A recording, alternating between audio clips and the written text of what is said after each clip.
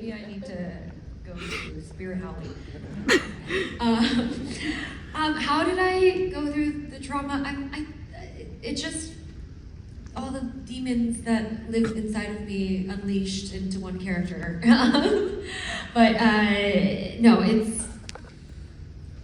it's just kind of like looking at your own life and coming to terms with the shit that you get angry about or get emotional about, and then bringing that on the day and to the character. And I start there, and then I go to my imagination usually. So like I start and like I let the water boil, and then when we're on set, it's usually a lot of like imagination of like me as Kimiko, if that makes sense.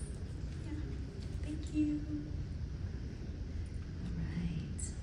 Hello. Hello, my name's Connor. Hi, Connor. Nice to meet you. Nice to meet you. You made Kimiko one of the best characters on the show. Totally awesome, and you're also really good as Haru in Pokemon Concierge and Katana in Suicide Squad. My question is, what to you has been one of the funniest scenes to film in The Boys, if you had to pick one? Oh my goodness. You know, I'm very lucky because I think there are two characters that are, actually no, I don't know, maybe three. I think the three funniest characters are Ashley, the Deep, and Frenchie. And luckily I have all my scenes with Frenchie. So I crack up all the time with all of his lines. But I think the one that comes to mind was the one where Frenchie is fighting Termite, and he's like, oh, he's trying to get into my asshole! And that cracked me up every time because he's serious about it, you know? That's what's funny. He's like very serious, he's not trying to be funny. And I had to like go under it. It was just like a whole thing. And then the last season we did a scene where I'm doing a fight sequence and he's on an acid trip. And that was just like really funny on the day, but also like really funny to see the special effects come together. I think initially they were trying to, like, it wasn't rubber ducks in the beginning, and they were trying to figure out like what that hallucination would be.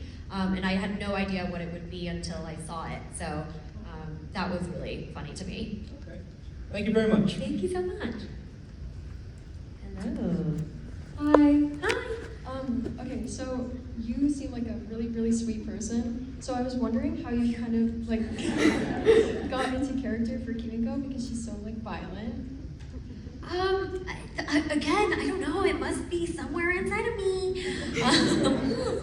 But I don't know. That's the fun of acting. You know, you get to be someone that you're so far from, and I think there are parts of Kimiko that Karen has fueled, and the beautiful thing about how Kripke creates our story is that he incorporates the actor's essence or little quirky things into the character. So I feel like a part of the vulnerability that Kimiko has maybe came from my personality, maybe, I'm not sure. We will have to fact check that with Kripke. And yeah, I just have a lot of fun like fully sending it in this rage and like violent version of myself. You know, sometimes, I don't know if everyone feels this way, but at least like as a martial artist, I've felt this way before. I'm like, I wonder if like in a certain situation, if someone were to like throw a punch at me, like what would I do to them? And I'm living up that dream in this show. Thank you. Thank you so much. Hi, my name is Ari. You voice acted in The Boy NJ Karen, and it being a Studio Ghibli movie, I just wanted to ask, how was your experience on that? It had to have been pretty special. It was awesome. I couldn't believe it when I got the call. So, backtracking.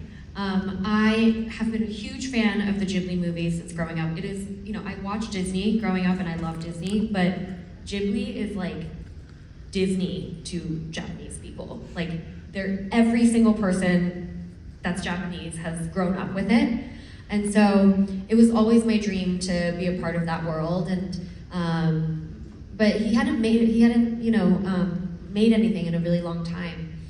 And I got a call. I was in CVS, and my agent called, and she told me that I had booked Pokemon Concierge, and she was like, "Congratulations, you got an offer for Pokemon Concierge." And I was like, "Oh my god, that's also a bucket list thing of mine because I grew up watching Pokemon, the original series, and I'm so excited."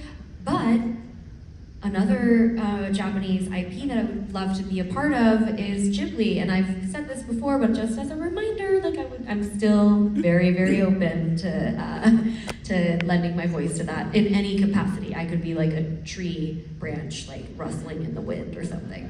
Anything from Miyazaki. And I also added that night I was going to the Hollywood Bowl in LA to go see Joe Hisaishi, who is the composer of pretty much all of the Ghibli movies. And I was like, by the way, I'm going to this concert. I'm such a fan, such a big fan that I'm going to the Joe concert. And she said, okay, oh my goodness, I'm actually in conversation with the Ghibli people about a project, and I was gonna call them after this.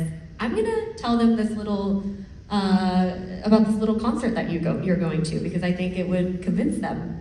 And a week later, I got the role. So, thank you, Joe. But the experience was wonderful.